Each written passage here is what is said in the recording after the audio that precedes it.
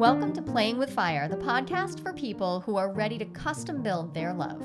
We're talking about non-monogamy, however you design it, as an individuation opportunity. Want to leave the default and make your life spectacularly you? You're in the right place.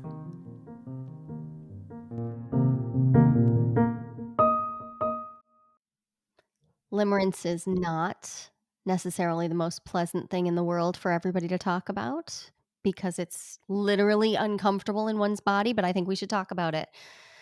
Want to sort out limerence and sort it out, like just make it distinct for people? Let's talk about it. There's a lot to unpack in there. There is. So I thought we'd approach this and talk about how limerence is distinct from and also similar to new relationship energy. And maybe even this might even touch on crushes, squishes, meshes. There are other ways that we can be in that falling for stage. We might even talk a little bit about being in love, falling in love, and projection of your golden shadow. And all of that will touch, all of that touches the edges of limerence, but limerence is in its own special category, and it's important to know how to recognize it. Let's talk about what it is exactly. Yeah, so limerence is a term that was defined by Dorothy Tenoff back in 1979. It's an extreme form of an unrequited expression of what could be called love, but it's not reciprocal. It causes significant distress. It's one-sided. There's this sense of, I want this person, and an ambivalence, an unknownness. Will my affection, will my desire be returned to me? Reciprocation feels out of your control.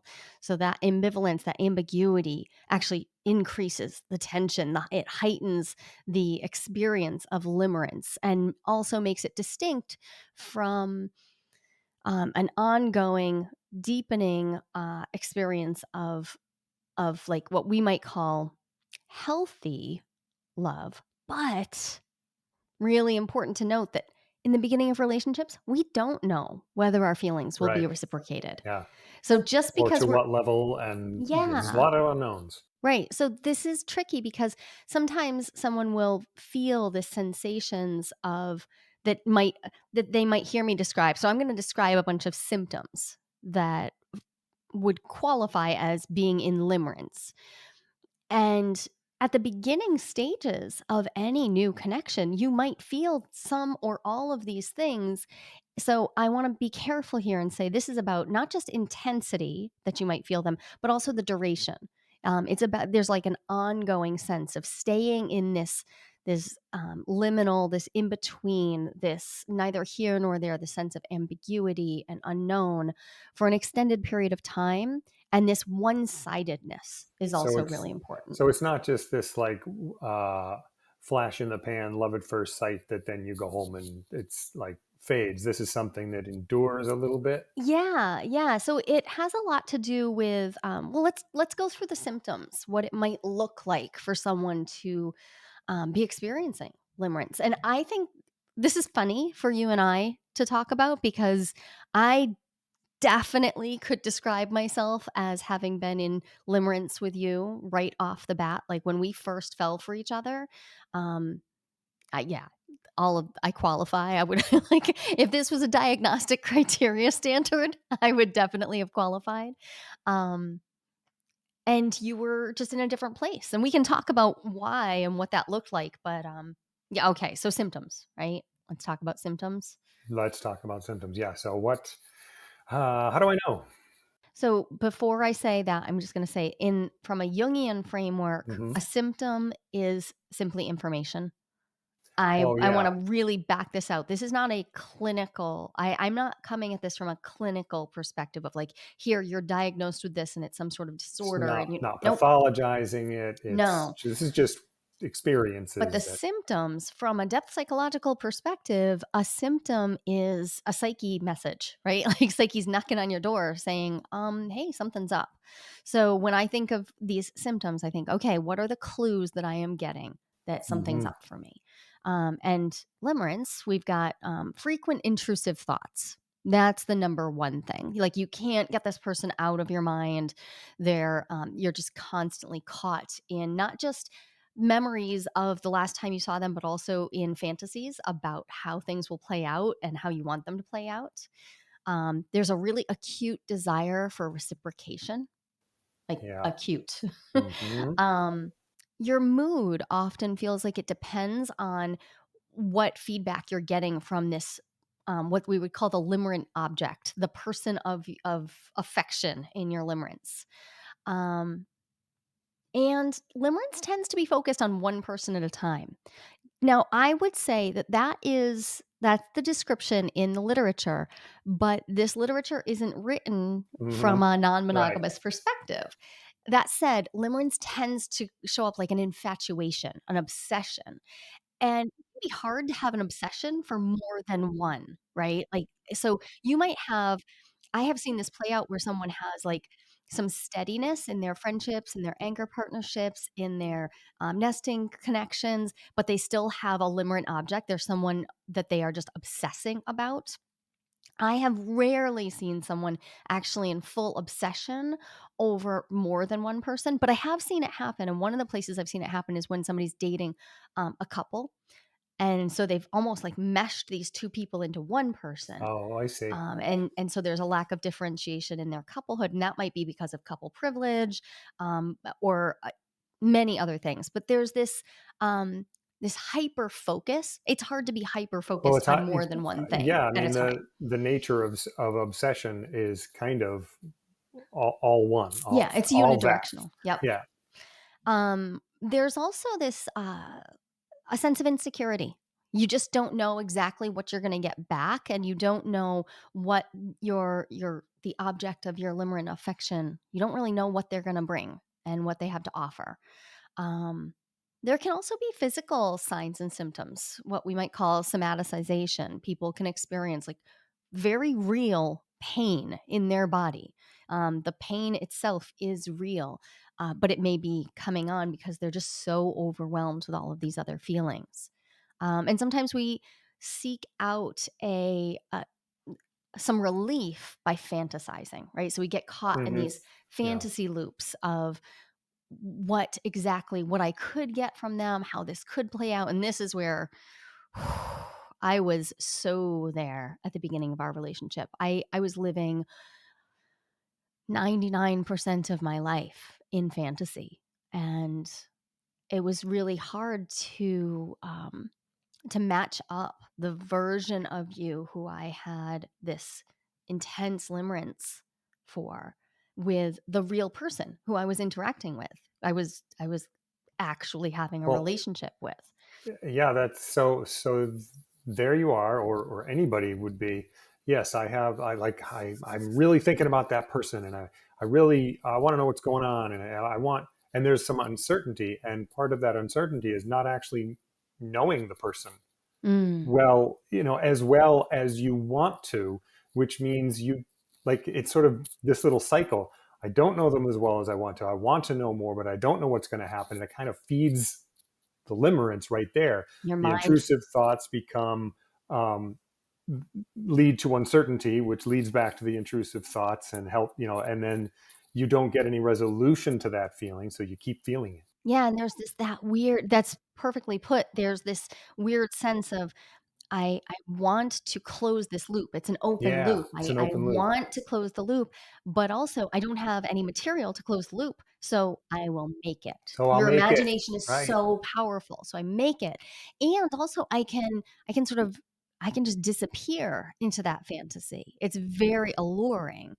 And, you know, all of that rests on a foundation, something that I see across the board when someone's dealing with limerence. Often what I wanna know and how I'm gonna differentiate it from new relationship energy is there's often this sense of reciprocity seeking, like, we're looking for a relationship, we're looking to engage, and we see the glimmers of, like, "Oh, yeah, there's the attention I'm looking for, there's the affection, there's the stuff I'm looking for," and we're seeking that reciprocity, And then we get caught in an intermittent reward cycle. Yikes. And this gets tricky because some people don't have great intentions for us. And some people don't know how to behave well in relationships and don't know how to say, hey, you know what, actually, I don't have the interest or capacity or willingness to have a relationship with you. So instead, they kind of keep you on the hook. The hook. They keep you on that hook, and then you're caught in this cycle of like, oh, I think. And that right there, that intermittent reward cycle, that's so important to me because when I sort limerence and new relationship energy, and we can talk about that in just a second, um, if I see someone experiencing a connection where they are like they're sort of dangled treats, they're dangled Yeah. attention, Hmm. or when they start when the person who's lost in the limerence starts to kind of pull themselves together and say, "Oh wait, I need to have boundaries. I get to have bottom lines. I get to have expectations." Oh, all of a sudden the All of a limerent sudden. object, Hmm. all of a sudden this person is available and has attention for them. And are your ears burning? Because I'm guessing this is a little uncomfortable to hear. Well, it is And I know you didn't uncomfortable. know what you were doing. It's uncomfortable in both the practical and the abstract, because not only was that how I was behaving, and the thing is, I was so shielded in so many ways. Like, some of these things absolutely were my experience. We had different experiences, no question, because we responded to each other differently, and I didn't have a lot of uncertainty with you. That whole piece was taken away because you made your your feelings for me and your thoughts about me very apparent. Yeah. So I like that whole piece was missing, which totally like it weakened that limerent discomfort quite a bit, because I wasn't pursuing an unknown. Yeah. I was experiencing you and taking it in. So you were experiencing new relationship energy, and Yes. I was experiencing Hmm. what I would describe as limerence. Because I was uncertain to you, I was unknown in a lot of ways, And you were and actively shielding, like, there was a mhm, shielding, so we were coming at this relationship building not just from 2 different places of availability, but with different strategies for yeah, relating. oh Like, yeah, you had a more shielded heart in general, you were more likely, like, in all facets of your life, because 'cause we'd been friends for years, you played your cards close to the vest. and I had never put the words relationship and strategy next to them, next to each other before, so I never thought about it. I just thought, well, this is how you do things. Yeah, and we They weren't great normalize. strategies, in retrospect. I now know a lot more, and the result was that sort of that intermittent reward Right. system, which is so bogus. For It's just, and can be used for manipulation, um, Right, really easily. and I wanna say I think that you've done a great job of owning the fact that that was unconscious on your part, you've taken a lot of responsibility for it and said, "Yeah, it was unconscious, and it was still my And actions. it was I was still what still I did. Yeah, doing those things." nobody else around here to take responsibility for what I did. So yeah, I appreciate that because, I have been, in on the in the on the other side of the coin. I've been the person who somebody has been obsessed with, and the number one thing I can do is get clear on what my needs and my availability is and to set those boundaries, and I just wanna say it's hard.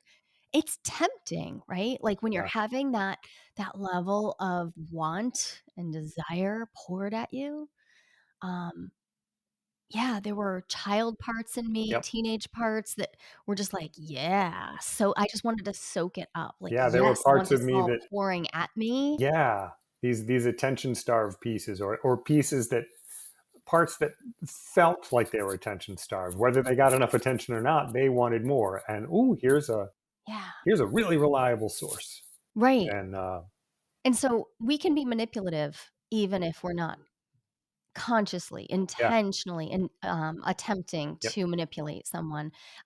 We can even be coercive, and I would say that's where um, things get tricky. Is can we sort these things out and Yeah. take responsibility for where we have not behaved appropriately?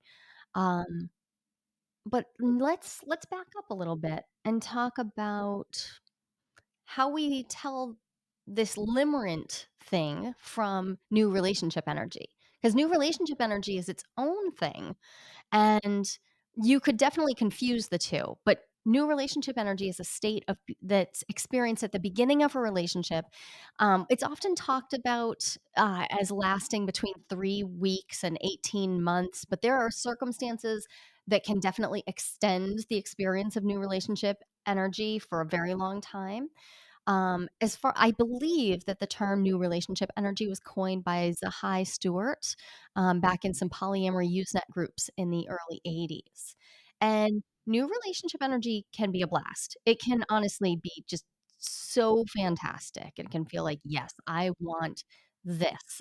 Um, if it feels like that delicious feeling of getting to know someone and getting to know them in a fresh way, getting to know yourself in a fresh way. It can feel you can feel that edge of obsession and that falling into each other.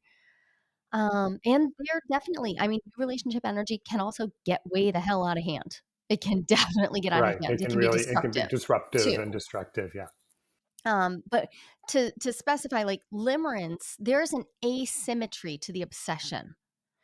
Um, and with new relationship energy, there isn't necessarily an asymmetry. Two or more people can all be falling into the goo goo gaga, like, yes, I am so into this. And I I think it's interesting to try to sort them out because we can't be sure that the other person is feeling that reciprocation or whether they're kind of feigning it. It's so I don't know that we can sort these out super neatly, but um, we can be aware of these two different states. And I want to like come back to that word asymmetry or lack of reciprocity, a lack of being of feeling like a person is meeting your need for reciprocity. And that doesn't have to mean perfect reciprocity. Like we can't have exactly the same thing. I'm not looking for perfect symmetry. We've talked about asymmetry. But when someone's keeping you on the hook or leaving things intentionally asymmetric so that they feel like they have the upper hand or they don't have to show up and be accountable for their actions or words. Yeah. Um, the idea of collaboration comes up. Like if we can, there can be asymmetry, and I mean, usually is, but when we're collaborating on what it is we're doing with a relationship, um, that asymmetry it's easier to keep it away from. And abuse might be a stronger word. I mean, certainly, yes, we want to keep it away from abuse, but we also just want to keep it away from needs not being met. Oh, say more about that. How might that Well, look? Or yeah, how do you remember it looking? well, so yeah, that was an image. That was a thought that formed fully in my head, and it looked great. I know when I give you the opportunity to make an example, they don't always pop It's right to your they head. don't pop right to my head, but if if I think about how our relationship has gone since we have collaborated on it, since we Mhm. have been working together, um, there are situations where one or both, or either one of us or both, might be deciding to say, "Well, this is a want that I have that I'm going to set aside for right now because we've talked about this, and there are other things that we each want to happen, and we've decided to prioritize things. And sometimes that levels up to where there are needs that are explicitly not being met. I Mhm. mean, the example of when your brother was living with us, we put a Sure. whole bunch of stuff aside, and that was because we had committed to our relationship being a certain way. We talked about it, we decided. Go back a bunch of years to the very beginning of our relationship, and um, you had a bunch of needs that didn't get met.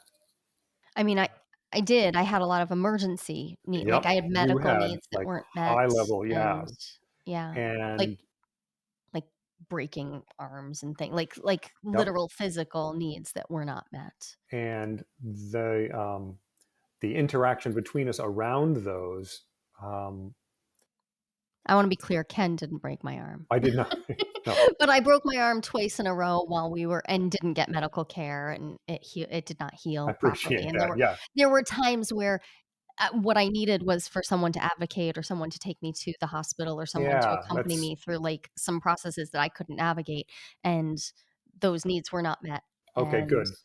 So this is it. that's not a You want, like you didn't get the support that you needed, and there was where this asymmetry came in, that I think that I was talking about. It's not abuse, but there was asymmetry in that you were supporting me like in everything you could see. You would offer support, and I didn't. yeah. I didn't support you as often, as strongly, as well as I could have if I had engaged with you and said, so like what are we doing here? What do you need? What are we looking for out of this relationship? And without those conversations and without that collaboration, this the asymmetry of you reaching toward me and me shielding meant I got lots of support, you didn't. It's not exactly abuse, but it's definitely lacking. And it became challenging for me to tell the difference because I really didn't know.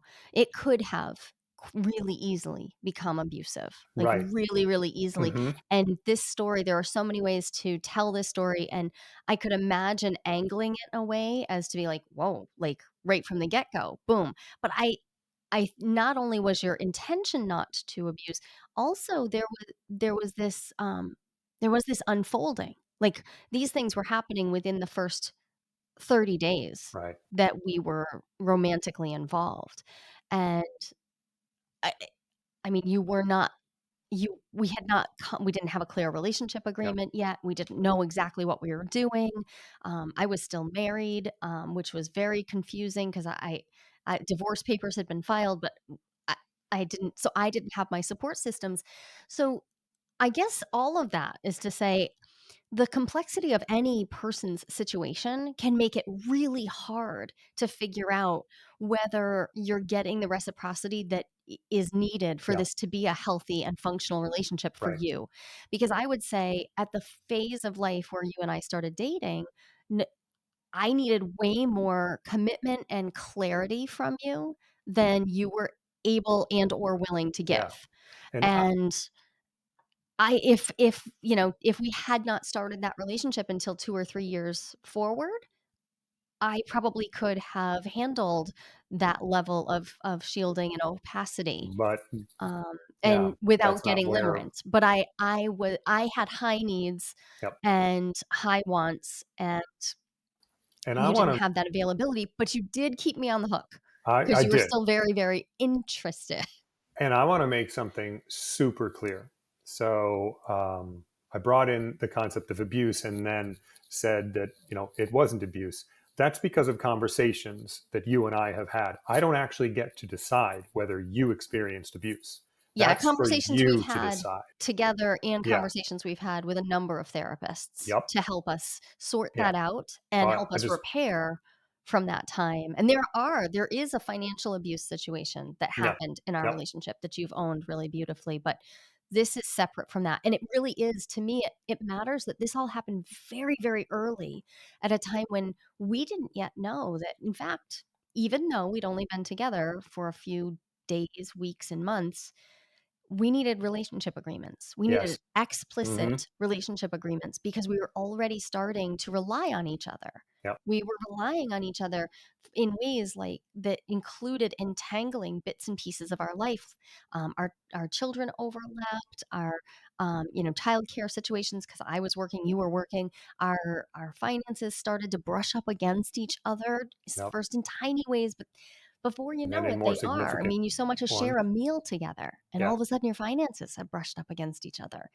So it became difficult for me to tease apart what was limerence and what I would now know as new relationship energy, and I didn't know any of these words. Right. any of these words. And, I think some people, and I have been involved with people like this since, show up and they intentionally create, through a love bombing situation. They shower a person with affection to create this asymmetry, this sense of control out Yeah. of keeping someone on the hook. That is not a person I wanna be involved with, but we don't always know, right? It's hard, and that we could do a whole separate episode on love bombing and what that feels like, um, but just that in itself can inspire someone to fall into the Yes. limerent Yeah. mode. It is something that a nefarious person could try to explicitly leverage, which is, I Right, mean, it's what you just said. If somebody acts in a way designed to put you on the hook, they're trying to activate limerence. right, and I think it's worth mentioning that some people also have a habit, a practice habit of being limerent, right? Like, Hmm. sometimes we're just so used to being, like, one down, being in that one down Yep. position in our relationship, um, and sometimes this comes right out of our preteen, teen, young adult years, like, we're just used to being, like, the less wanted, or we rank ourselves, we rate ourselves, we compare ourselves to our partners, and we imagine that we're always, like, "Oh, we're the less wantable person," and so we can be in this habit of actually creating a sense of limerence Right. for ourselves. Also, we can get into this mode of, I don't want to use the word addiction because I think that's too strong, but it certainly a habituation on to the form of compulsivity. Like we get all the way to compulsive, Well, like that I the need inter the asymmetry because it actually feels correct to yep, and me. the intermittent reward is that's what that does to our Right. brains if we let it. And this seems like it would be a good time to start talking about projections around this. So Yeah. here I am. And boy, I remember my memories, like strong memories of limerence, are from when I was like at the end of elementary school and then again at the beginning of high school. Limerence was all over the place in like third and fourth grade for me.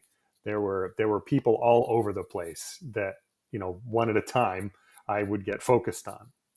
And um, so, but my point was that there I was in limerence, this little 10-year-old kid. He's thinking, uh oh, I'm in limerence.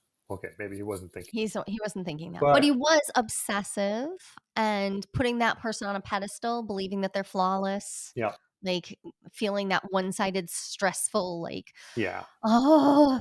And what I what I'm thinking here is that the one of the moves to get out of it, or to shift the sense of limerence, is to start noticing my projections. Yeah, so I don't think you were gonna do that at 10 years No, old, not but at now you're uh, 57, so you can yeah, nail I it. think I've got a chance. So what would you do to notice your projections? Well, um, the I would look at the things that are catching my attention. What are the things that I'm fantasizing about this other person? What are the images that come into my head about what it is about them that is so attractive? Yeah. And start looking for those things in myself. It's not necessarily going to be like an exact reflection. It may require a little bit of turning, but Well, it's a projection, it's not a reflection, it's not right? So right. It's a projection, so it's so going to look different on you than it looks on me. we've talked about this before, but it totally bears repeating. When, the word projection, when people talk about like, "Oh, he's just projecting," or "She's just projecting," "They're just projecting," usually we attach that to the idea of something negative, like, "Here's this crappy shit I don't like about myself, I'll project it out onto you." My favorite example to use is that I had a mother-in-law once who I really found to be hyper controlling and anal retentive. Ken, does that bear any familiar over here? Like, it's funny because from in that old version of me, right? This is going back now 20 years, 25 years. I I couldn't see that part of myself, Right. for lots of reasons, including the fact that I lived in a lot of chaos, so I couldn't see my similarities, but it was easy to project that disdain I had for those aspects of myself, the controlling aspect and this anal retentive, like, gotta have everything exactly the way I have it. It was easy for me to project this out onto my mother-in-law and act as though that was something she was doing that had nothing to do with me. Yep. And it stuck because, yeah, there's a seed of truth there. Ask anyone who knows her. But And which is how it could stay. which is how it stuck. But Yep. I'm going through all this because that's the kind of stuff we usually think of when we're talking about projections. But when we fall in Here love we have. or when we fall in limerence, Yep. we have golden shadow Yeah. projections. And golden shadow projections are these things, these qualities that if I said to you, like, well, don't you want to be lovable and attractive and smart and people say, "Yes," right? Like, "Yeah, I want to be those things," but we often can't own our best qualities, and so we will project them, and the place we project them instead of onto someone we dislike is someone we fall for, and we Yeah. literally experience it like falling Yep. for them. So we fall in love with this beautiful projection and forget that they are a real human with flaws, and as my father would say, they they have clay feet. They're just Yep. they're just like everyone else, and so recollecting that projection material, well, I mean, it returns to you all of that beautiful Yeah. gold, right? And But it's hard too. let me know if I've if I'm if I'm overextending here, but so that you're describing the golden shadow, like I see in you all these things that I value and are actually sitting over here in me, and I But could, I can't accept them but I about can't myself. accept them. Um, and I've also experienced, I don't know, aspirational shadow. I don't know, sorry, not shadow, aspirational projection, because there were aspects of you that I found absolutely amazing because I wanted to be like that.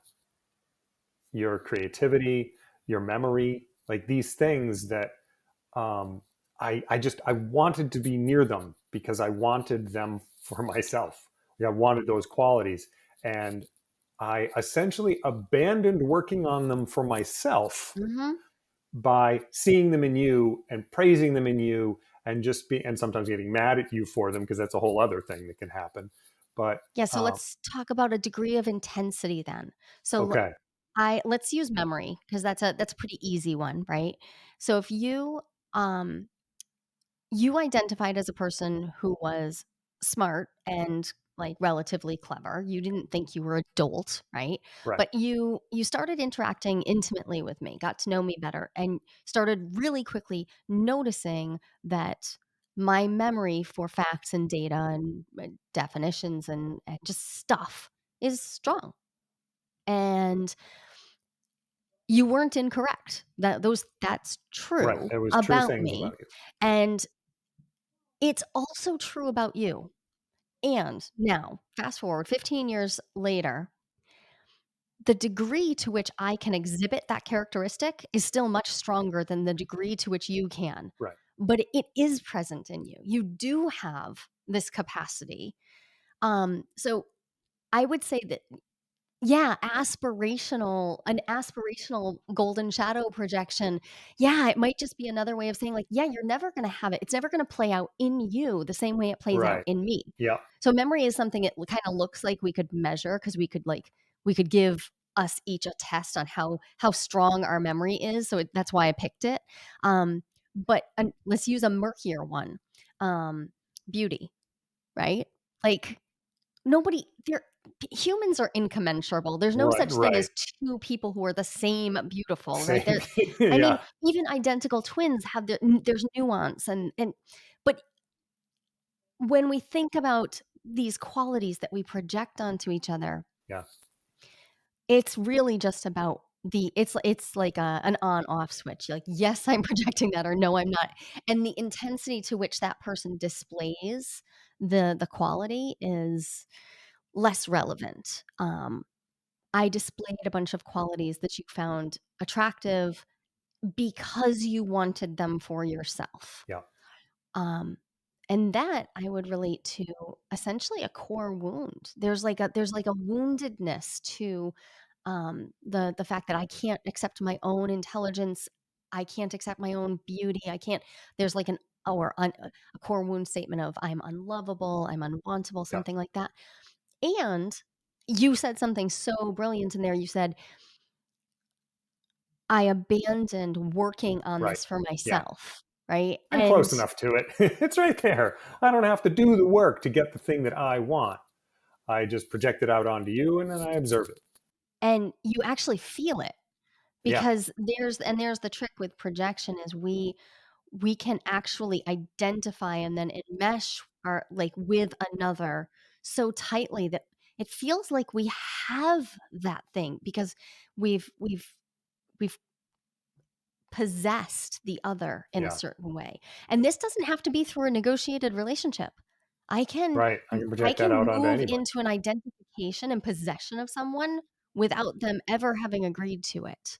Um, and we're deep in the weeds here of what it is to be involved in projection. And I just wanted to clarify that projection itself is a completely normal and healthy psychological process. It's how we see our unconscious material. So And yeah, it's yep. not that it's bad, it's that we're supposed to, like Yeah. ideally, It's a we'd be thing we saying, do, wow, I really value this in this other person. and it can What does that energize have to do with me? and it can energize limerence. And it can energize So them. yeah, there's nothing, they're not bad, but knowing what they are, observing them, if from the standpoint of being in limerence, can help you understand whether whether this is working for you. Right, right. And so limerence, there are resources out there for working with limerence. I'm going to come back to limerence has this one-sidedness. It needs to be worked from your side of things.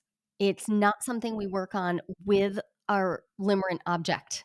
Like, and I'm using the phrase limerent object because that's how we talk about it in the literature. It almost doesn't matter who they are. They're not available for you to work on this as a relationship. It is asymmetric. So I'm going to recommend there are books to recommend The Limerent Mind and Living with Limerence. There's some decent books out there. My clients have had really good luck applying those methods for working with their limerence. And limerence is something you can work with your personal counselor on, and that I again come back, I wanna separate that from new relationship energy.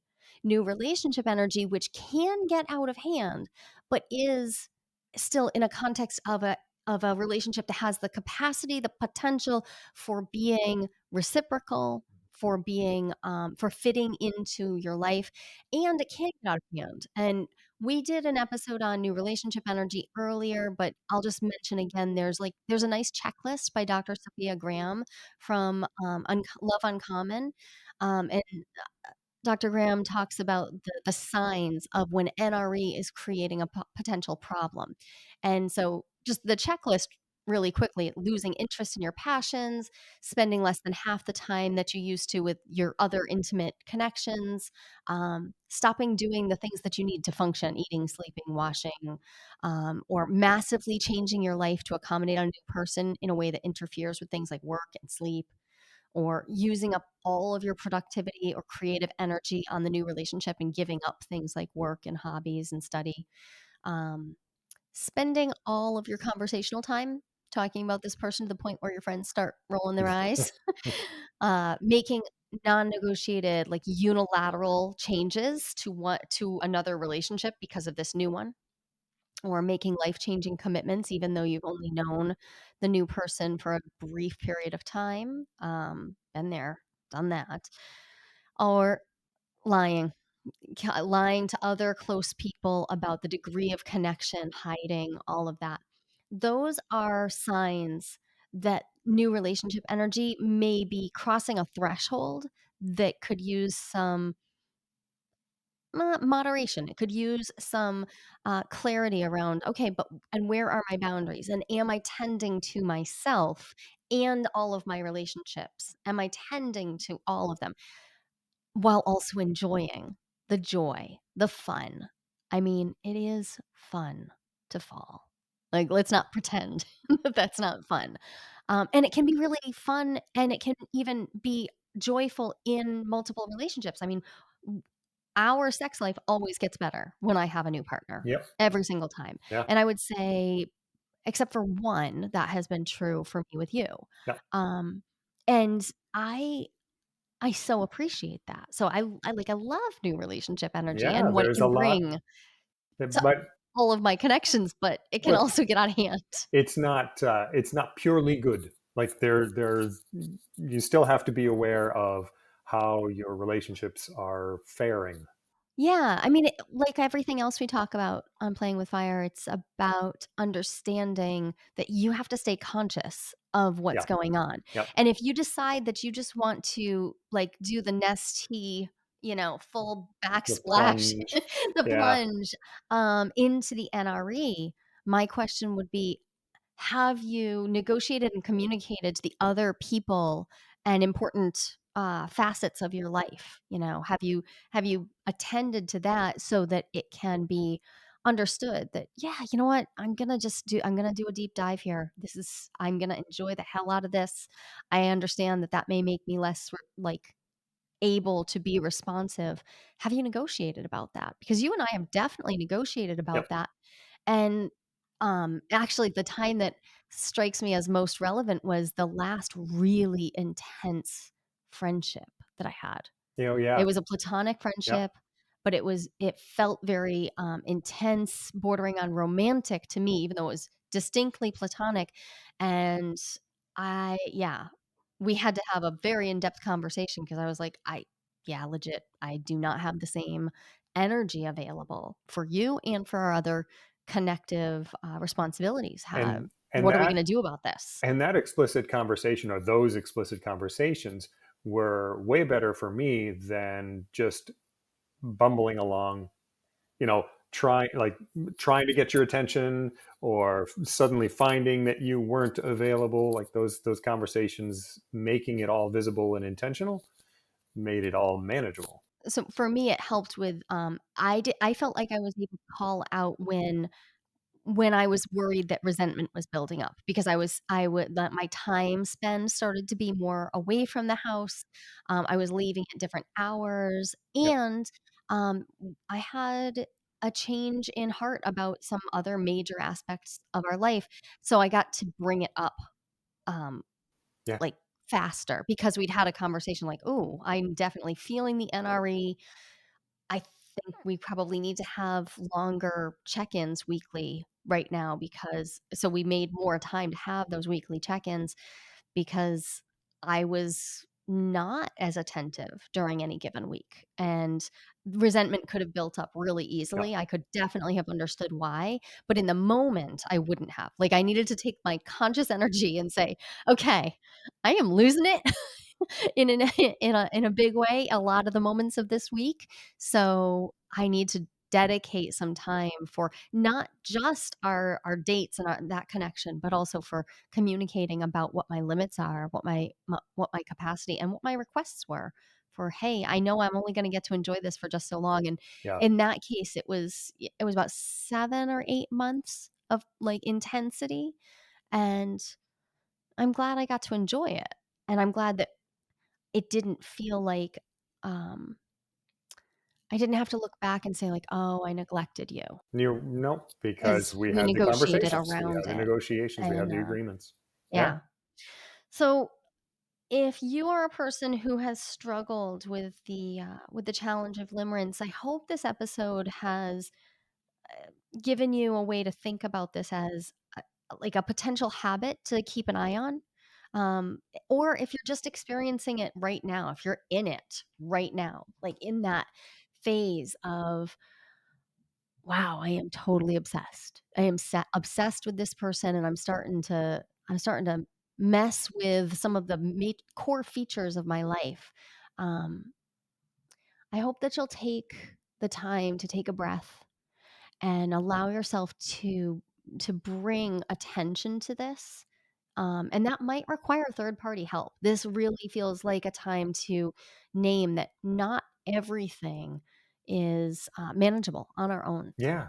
No. So this is a good time to rely on your personal therapy, rely on your counselors, your skilled relationship coaches, or if you have a friend circle who can help hold you in a supportive and accountability manner. Not all friend circles can do this, but you might have one. It can be great to just know, hey, you might need somebody to give you an outsider's perspective on what's going on, like, and what they're witnessing. We'll make sure that we've got resources in the notes, but, it is a tough one. My heart goes out to If everybody who's in it, because when I yes, was in it, I mean, I threw my life into the wood chipper. and yeah, I did not know I that I landed where I am, is not based on skill. It's based on luck and a fuck ton of work to dig out of the mess created in that phase. So, I would encourage everyone to take a deep breath and understand that limerence itself deserves attention and kindness, an immense amount of yes, self-compassion absolutely, as you work self-compassion. through it. And one of the things that you can do for that self-compassion is find the resources to help you. You don't need to do this alone. Yeah, I grew up thinking, yeah, I just got to figure this all out by myself. We yeah. don't. We have help around us. And if you have more questions about this, you could join us for one of our monthly Ask Me Anything sessions. Ken and I are hosting Ask Me Anything sessions for the listeners of Playing with Fire. I'd encourage you to drop in. Yeah. We can't fix limerence in and Ask Me Anything, but we can certainly hold space and hear what's going on for you.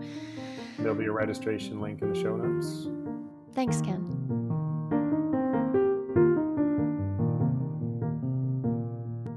There's no one right way to design your relationship. And lots of people, actually about 25%, according to a recent national survey, are interested in some type of open relationship. But how do you know if you are ready to open up happily? Not everyone is, and that's no problem. I've got a 60-second quiz that will give you the answer. And even better, you'll walk away with your next step, whether you're good to go or not so much when it comes to opening up. And this is no BuzzFeed nonsense. I personally designed this quiz from my years of academic research. Go to joliequiz.com. That's JOLIQUIZ.com and find out if you're ready to open up happily and what to do if you are or if you're not.